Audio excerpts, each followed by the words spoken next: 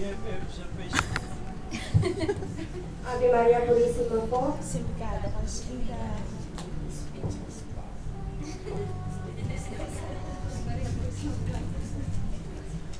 Ang masasabi ko lang po, ano na po ako ngayon kung hindi ko nakilala ang mahal na ito. Yun lang po. Kasi noon po, sabi ko sa'yo, noon po hindi ko pa po nakilala ang mahal na ito. Nandiyan po ako sa sentral. Aminin ko po, sugal, sigarilyo, alak. Upos ng sigarilyo, inatapon ko po dyan. Kaya nauurban po ako. Pagkalagala po ako dito sa labas, hanggang sa nakilala ko po ang mahal na ito, may isang apo at ang ari dinala po ako dito. Nagpunta pa po ako dito, sabi ko, for the first time ko po nakita ang mahal na ito na nakaganyan. Di ko po siya nakikita po, ay lagi ko nakikita, nakapago lang po. Tapos, boom, sabi ng ganun. Una po parang nag-ano po, pangalawa, pagdating po noon dito. Yun na po, dire-diretso na po ako kahit marami pong pagsubok. Nung habang nandito po ako, hindi ko po yun inintindi kasi po, ang nasa isip ko, nakilala ko na po siya, bakit pa po ako uurong. Kaya kahit na po ano yung pagsubok na dumarating sa akin, pagbabati ko sa akin, pinagpatuloy ko rin po. Kung natatandaan nyo rin po pang noon, na nagsimpa po kayo yung tungkol sa ahas, darna. Dinala pa po nila ako sa gitna. Dahil sa panggagamot, may isang babae po. Diretso lang pa ako sa mahal na inabangan pa po nila ako sa labas po para i-ano sa harapan. Tapos kayo nagpatuloy na nagsasalita na ano po, tapos nung nagsalita po, may bigla pong isang babae na bumapang na parang ahas po pa. Naalala ko niyo po yun. Na kung sino po ang nakakakilala sa babaeng ito kayo.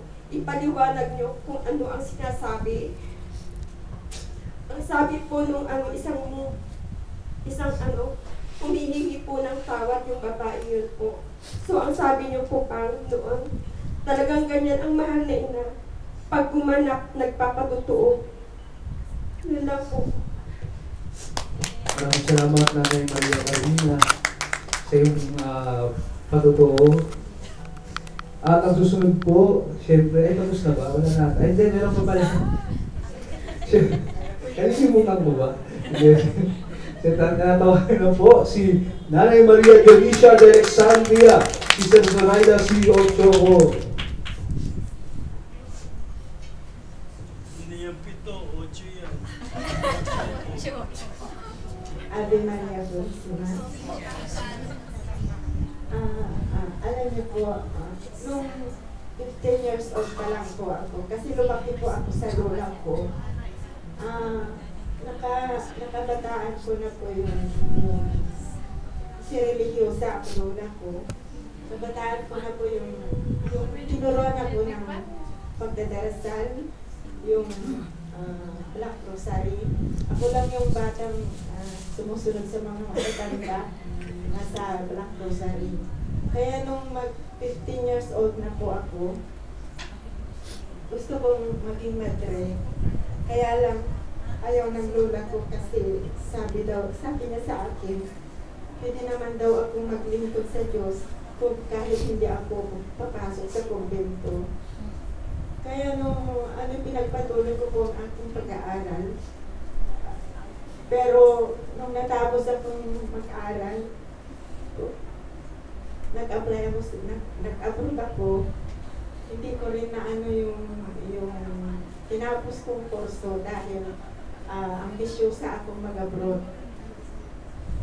Kaya nung mapunta po ako dito sa Hong Kong at nabasbasan po ako, sabi ko, ito yung gustong-gusto kong suot, sabi ko sa sutana ko.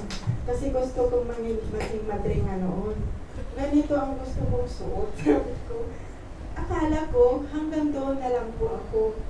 Kaya nung sinabi ni Bishop na magiging Nanay Maria ako, ay, sabi ko, ayaw ko. Sabi ko, nagpakatanggi-tanggi ako hanggang sa kausap niya ako sa sa telepono bago pumunta dito ng Porcelio. Sabi ko sa kanila po, Bishop, sabi ko, bakit? Basta sa kanila po, natulong po ako sa pinansyal na yung pamasahe ni Sir Concepcion noon. Tutulong po ako. So akala ko, pumapayag na po si Bishop sa sinabi ko, yung agreement namin. At nung pagdating po nila sa Hong Kong, sabi ko, anong mag-ano na si Sir Concepcion dito sa harap. Ay nagpapapidicure pa ako dyan sa likod. Nakita ko rin na sulyaban ako yung Bishop. Ay kasama yung chairwoman sa kabay.